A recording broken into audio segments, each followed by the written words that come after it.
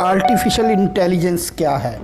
یہ لفظ سننے میں تو بہت آتا ہے، لیکن اس کا مطلب کیا ہے، یہ کیسے کام کرتا ہے؟ کیونکہ اکثر لوگ یہ سمجھتے ہیں کہ یہ انسان کا متبادل ہے۔ اردو زبان میں اسے مصنوعی ذہانت بھی کہا جاتا ہے۔ اس کے پیچھے ایک سوال یہ ہے کہ کیا کمپیوٹر یا اس سے ملتی جلتی مشینیں اس طرح کی کوالٹی رکھتی ہیں کہ ہم ان کو ہدایات دیں، وہ خود اس پر سوچیں، اپنا راستہ متعین کریں اور خود ذہانت سے اس کو پرفارم کریں؟ تو ایسی مشینوں کا وجود جب ہم سوچتے ہیں تو ہمارے سامنے ہمیں نظر نہیں آتا، لیکن اصل میں آرٹیفیشل انٹیلیجنس یہی ہے کہ کوئی بھی ایسی مشین جو باہر والے مواد کو سمجھ سکے، سٹور کر سکے، اس سے سیکھ سکے اور بنیادی کام جو مشین کرتی ہے اس میں استعمال کر دے، تو ہم اسے ذہین مشین بھی کہہ سکتے ہیں۔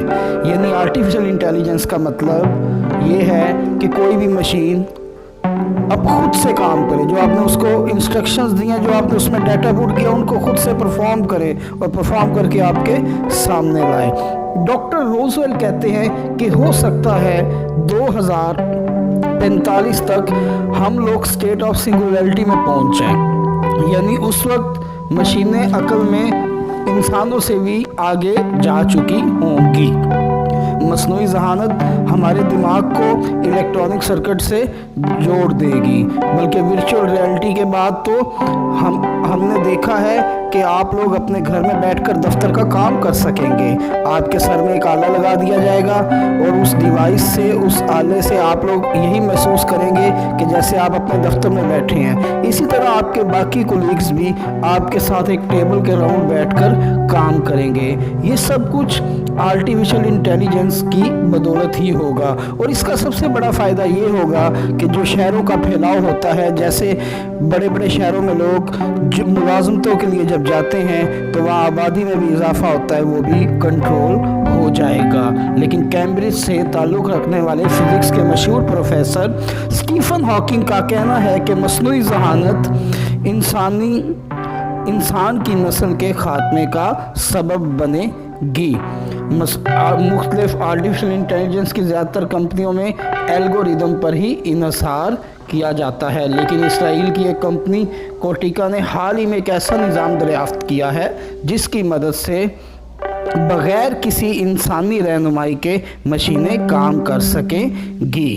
مثلا آپ کے ہاتھ میں ایک موبائل فون ہے اور وہ آپ کی باتیں سنتا ہے، پھر آپ کا چہرہ پڑھتا ہے اور یہ تک جان لیتا ہے کہ اس وقت آپ کے دماغ میں کیا چل رہا ہے، اور آپ کی من پسند اشتہارات، ویڈیوز اور تصاویر کو فوراً آپ کے سامنے لا کر رکھ دیتا ہے۔ یہ سب کچھ بھی آرٹیفیشل انٹیلیجنس کی بدولت ہی ہوا ہے۔ اکثر اوقات آپ نے یہ سنا ہوگا کہ مشین سے لکڑی کاٹتے ہوئے فلاں شخص کا ہاتھ کٹ گیا یا اس کا بازو کٹ گیا۔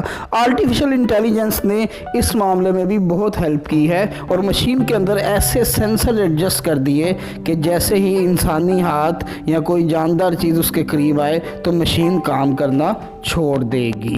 گوگل نے اپنی ایک گاڑی تیار کی ہے۔ گوگل کی یہ جو گاڑی ہے، جو نہ تو سگنل توڑتی ہے، نہ اپنے مسافروں سے بدتمیزی کرتی ہے، نہ اوور سپیڈنگ ہوتی ہے، اور نہ ہی کسی قسم کے قوانین کے توڑنے کا سبب بنتی ہے، کیونکہ آرٹیفیشل انٹیلیجنس کی مدد سے گوگل نے اس کے اندر ایسے سینسرز لگائے ہیں جو اپنے ارد گرد ایک مخصوص جگہ میں ہونے والے معاملات کو محسوس کر سکیں گے، اور اگر ایمبولینس کا سائرن سنیں گے تو یہ گاڑی فوراً ایمبولینس کے سائرن کو بھی راستہ دے دے گی۔ حال ہی میں 2016 میں ہانگ کانگ کی ایک کمپنی نے صوفیہ نام کا ایک روبوٹ تیار کیا، اور یہ صوفیہ نام کا روبوٹ عام انسانوں سے اچھی ڈرائیونگ کر سکتا ہے۔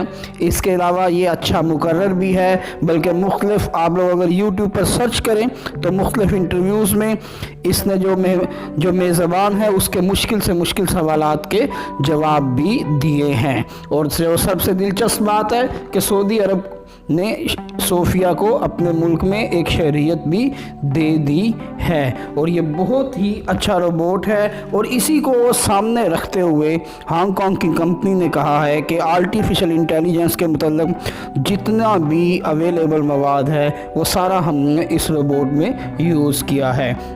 اب ترقی پسند دنیا، مہذب دنیا بغیر ڈرائیور کے ٹرین بھی آرٹیفیشل انٹیلیجنس کی مدد سے چلا چکی ہے۔ چائنا میں ایسے سیکیورٹی کیمرے نصب ہیں، چاہے جتنا بھی بڑا مجمع ہو وہ ملزم کی شناخت کر لیتے ہیں۔